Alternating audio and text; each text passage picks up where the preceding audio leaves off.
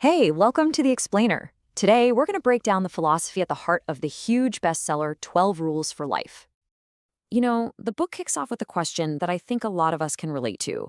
Isn't life complicated enough? Why would we possibly need more rules? It's a great question, right?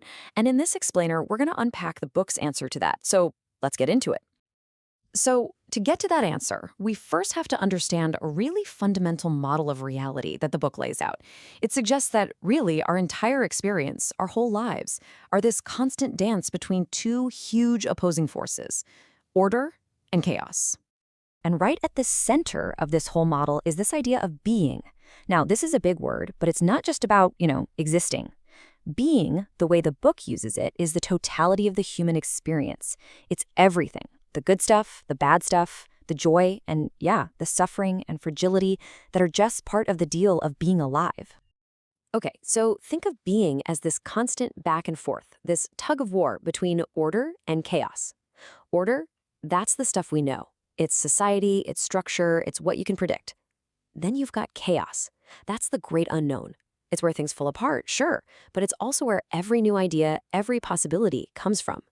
And here's the kicker. The book says we don't live in one or the other.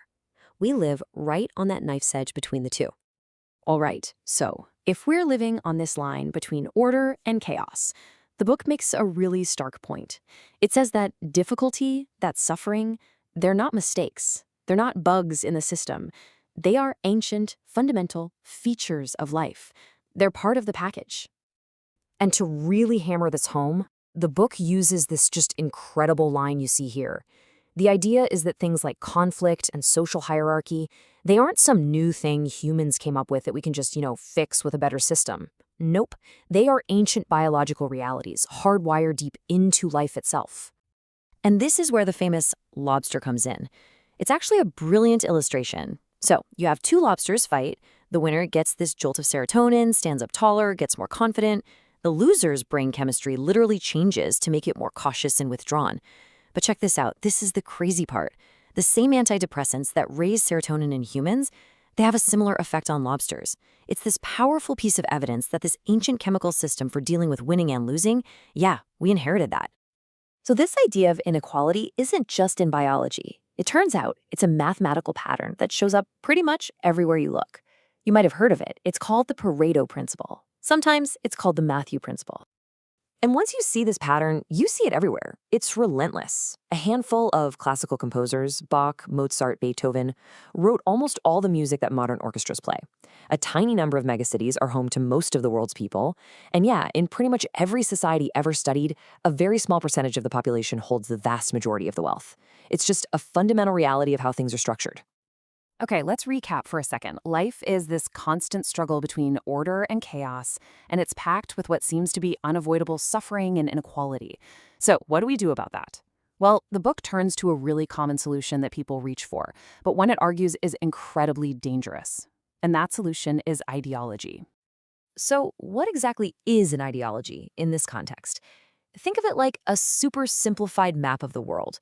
It's a theory that claims to explain everything and, even better, offers a perfect utopian cure for all of life's messy complexity. It basically says, here's the one single problem, and here's the one single solution. And right here is the book's central, most crucial critique. It basically says that ideologies are a dangerous shortcut. Why? Because they let you feel all righteous about going out and fixing the world without ever having to look inward at the chaos inside your own soul. And here's why that's so dangerous. An ideology tends to oversimplify everything. It points a finger at one group or one system and says, they are the problem. And what does that do? Well, for one, it lets the individual completely off the hook. No personal responsibility needed. But what happens when that simple plan smacks into the wall of reality? When it fails?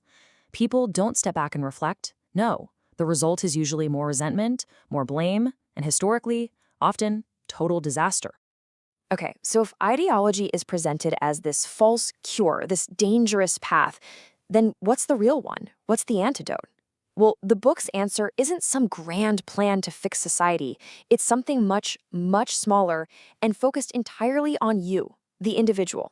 And that answer is responsibility. And this is a really radical shift in how we usually think about life. The argument is that the goal of life it's not to be happy. Happiness is great, but it comes and goes, it's fleeting. The real goal, the real antidote is to find meaning. Because meaning is what's strong enough to get you through the suffering that's guaranteed to come.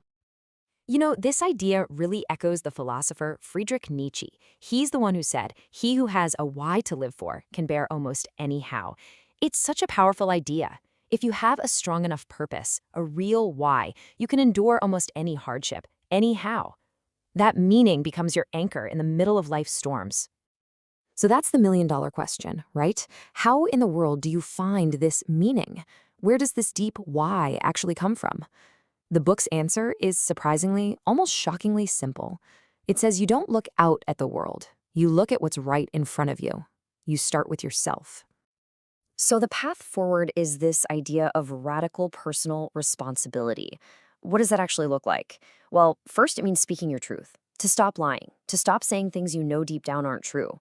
Second, it's about voluntarily taking on the burdens of your life, choosing your destiny instead of feeling like a victim of it. And third, and this is huge, it's about focusing on getting your own house in order before you even think about trying to fix the world. And this really is the core of the whole argument.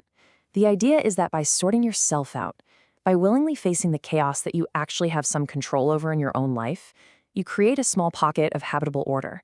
And that very act of creating order out of your own chaos, of taking on that responsibility, that is what gives you meaning. And that meaning is the ultimate antidote. And so the whole grand philosophy boils down to this one very personal, very provocative question. The book basically asks you to stop looking at all the chaos out there in the world for a minute and instead look inward.